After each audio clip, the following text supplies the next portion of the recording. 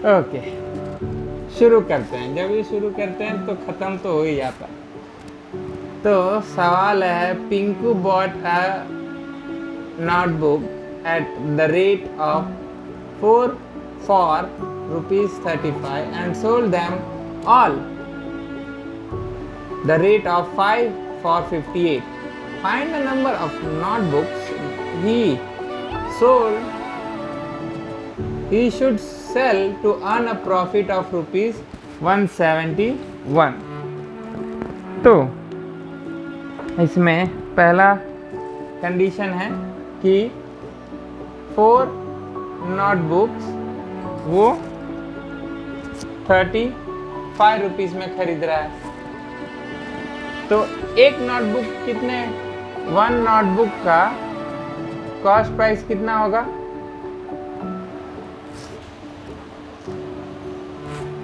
35 divide by 4 which is equals to 8.75.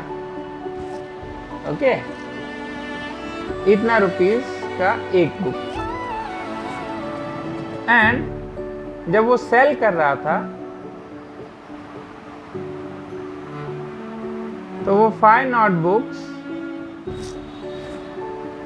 58 rupees में cell कर रहा था। तो एक नोटबुक के इसको कितने प्राइस मिल रहा था? 58 rupees divide by 5 which is equals to 1.6 rupees. ठीक है, सो टोटल प्रॉफिट उसने कितने कमाए?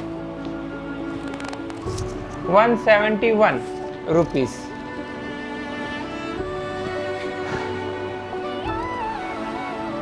अब एक नोटबुक में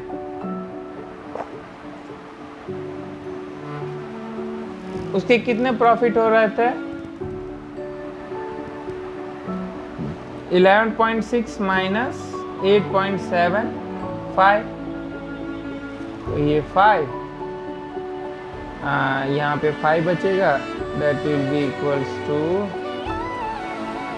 8.5 और यहाँ पे 0 बचेगा, ये तो 2। इतने रुपए उसको प्रॉफिट हो रहा। तो इतना प्रॉफिट करने उसके कितने बेचने पड़ेंगे? अगर उसका टोटल प्रॉफिट इतना, एक बुक पे इतना प्रॉफिट हो रहा है, तो देयरफॉर टोटल नोटबुक सोल्ड कितना होगा? 171 डिवाइड बाय 2.85 या फिर 17100 अपॉन 285। अब इसे डिवाइड करो तो आंसर मिलेगा। अब इसमें डिवीजन ही सबसे भारी चीज़ है ना? तो पहले कैंसलेशन कर देते हैं। ये 5 से कैंसिल होगा, यहाँ पर 57 आएगा और यहाँ पर 3420 डिवाइड बाय 57 आएगा। अब इसको डिवाइड करें तो कितने से आएगा? आई थिंक 57 6 कितना होता है वो देख लेते हैं। 7 6 42, तो 4 जाएगा 34। हाँ, तो ये 1 जा और ये 6, तो 60 नोटबुक्स उसे सेल किए। ठीक है, ये इजी। नेक्स्ट है question number 3। By selling a house for 14,400, a dealer lost 12.5% of what price must be he sell the house to make a profit of 5 rupees.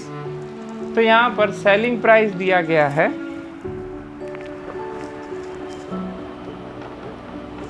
which is 14400 rupees.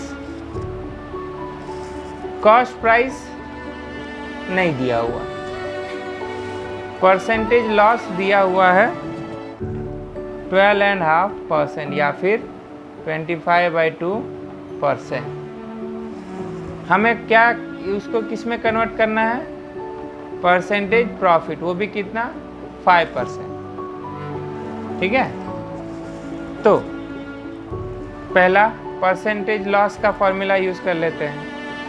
CP minus SP upon CP into 100 is equals to percentage loss होता है CP कितना है? X minus SP 14400 upon X into 100 is equals to 25/2.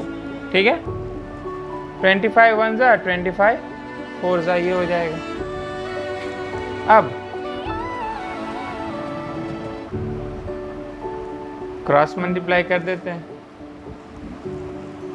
तो ये x उधर चला जाएगा और ये 2 इधर आके 8 कर देगा. 8 इंटू एक्स 8x और माइनस 14400 मल्टीप्लाई बाई 8 होगा. मैं कर सकता हूँ पर हम ऐसे ही रहने देते हैं और ये इज इक्वल्स टू x हो जाएगा. अब x इधर ये उधर, तो 7x माइनस x हो जाएगा, sorry 8x minus x 7x हो जाएगा इज इक्वल्स टू ये उधर जाके प्लस हो जाएगा 14400 इंटू 8. 7 यहाँ से उधर डिवीजन में चला जाएगा, तो यहाँ से मैं निकाल लेता हूँ, इसको यहाँ पे डाल देता हूँ. तो x इज इक्वल्स टू कितना हो जाएगा? 2. अरे दादा ये नहीं होगा, तो इसको भी ऐसे ही रहने देते हैं. 14400 इंटू 8 डिवाइड बाई 7. अब ये हमें पता करना था कि वो कितना सेलिंग प्राइस होगा ताकि उसका प्रॉफिट 5%. तो परसेंटेज प्रॉफिट के लिए क्या होगा? Selling price minus cost price. Cost price कितना आ गया? ये है ना, upon 100 sorry upon cost price into 100 is equals to percentage profit. तो SP कितना है फाइंड आउट करना है. CP कितना है? 14400 इंटू 8 डिवाइड बाई 7 और यहाँ पर 14400 upon into 8 upon 7 into 100 is equals to 5 आएगा.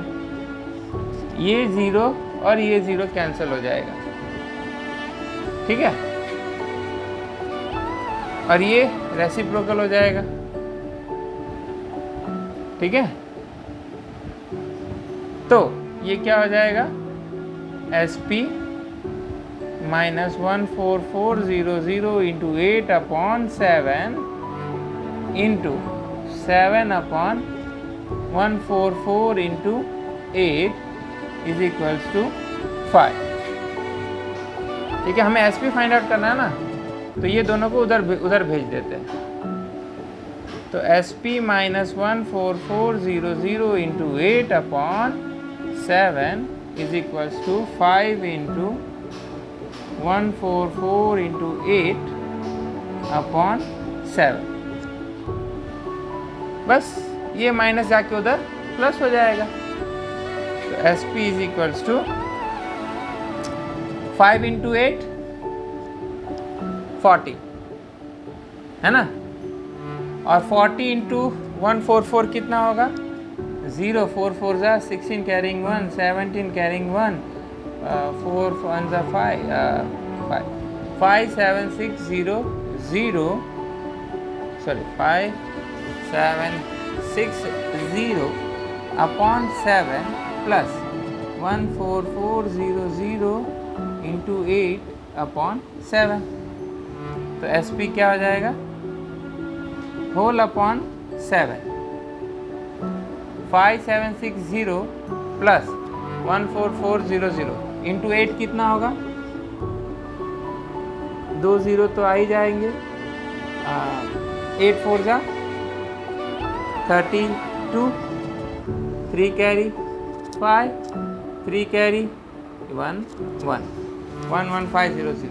ये प्लस ये कितना आएगा, पहला 0, दूसरा 6, तीसरा 9, चौथा 0, पांचवा 2 और 1, 120,960/7। ये उसका कॉस्ट प्राइस होगा। अब उसको डिवाइड करोगे तो आंसर मिल ही जाएगा। चलिए शुरू करते हैं मैथ्स। 10 मार्क्स के सवाल। क्वेश्चन है, Aman Gupta bought 2 TV sets for 42,500 rupees.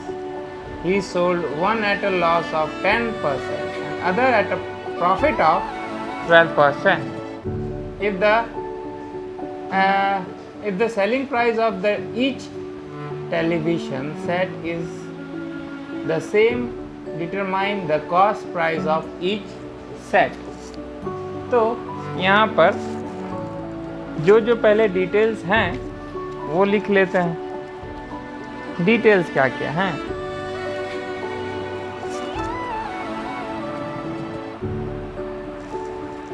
To TV cost price, 2 TV का कॉस्ट प्राइस कितना है, 42,500 रुपीज। ठीक है, यानी कि अगर एक का टीवी का प्राइस T1 है, दूसरे का T2 है, तो दोनों का प्लस करके इतना रुपया उसने खर्च किया।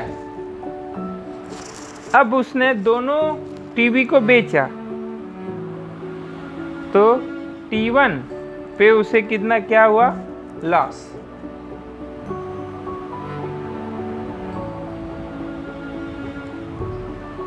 लॉस कितना, 10%। और T2 पे उसे प्रॉफिट 12%। तो कॉमन चीज क्या है कि दोनों टीवी का सेलिंग प्राइस जो है वो सेम है। ठीक है, हमें फाइंड आउट करना है कि उन दोनों का कॉस्ट प्राइस कितना था, यानी कि CP1 और CP2 फाइंड आउट करना है। तो यहाँ पे इसका फ़ायदा उठाते हैं। पहली चीज़ क्या है, लॉस है, यानी कि CP1 minus SP1।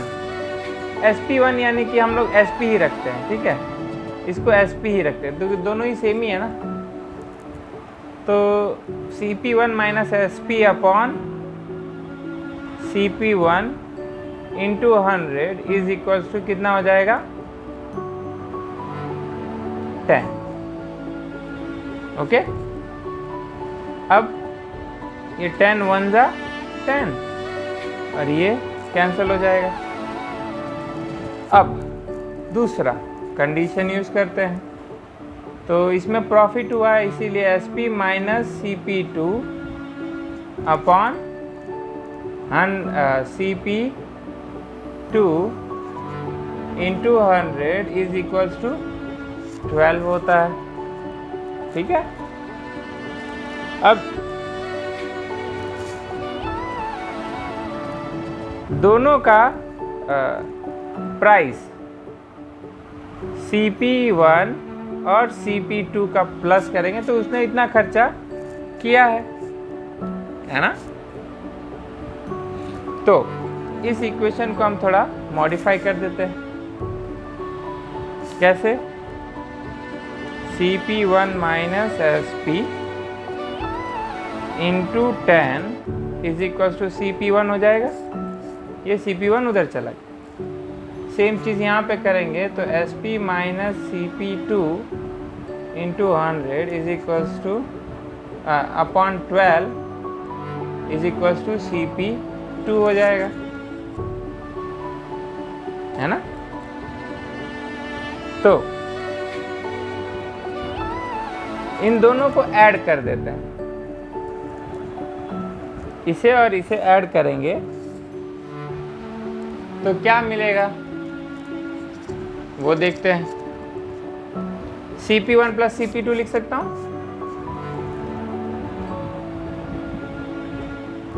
Is equal to CP1 minus SP into 100, यानी CP minus 10CP1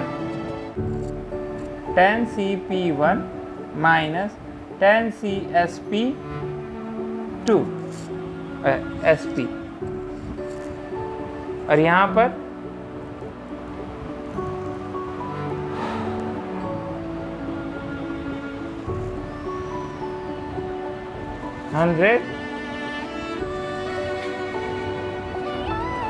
SP upon 12 minus 100 CP upon 12 is equal, ये हो जाएगा CP1 प्लस CP2, ये वाली वैल्यू है।